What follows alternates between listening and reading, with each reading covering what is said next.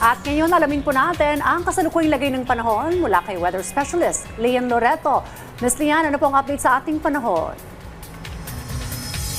Magandang umaga po sa ating lahat. Sa ngayong araw po, easterlies o yung hangin galing sa karagatang Pasipiko ang makakaapekto sa ating bansa. Ito po ay magdadala ng maulap na panahon na may kalat-kalat na mga pag-ulan, pagkulog at thunderstorms dito po sa may Bicol Region, Quezon, Marinduque, Romblon, Oriental Mindoro, Northern Samar, pati na rin sa may Eastern Samar. But for Metro Manila at nalalabing bahagi ng ating bansa, inaasahan po natin yung mainit at malinsangang panahon, though possible pa rin po yung mga thunderstorms, activities pagsapit po ng hapon hanggang sa gabi.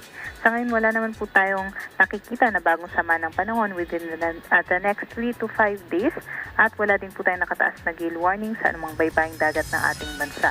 Ukol naman po sa ating heat index o damang init, dito sa Metro Manila, possible hanggang 34 degrees Celsius yung ating heat index at pinakamataas naman po ngayong araw sa may Northern Samar, sa Catarman, 41 degrees Celsius, 40 degrees Celsius naman po dito sa may Cotabato City at sa may Zamboanga City.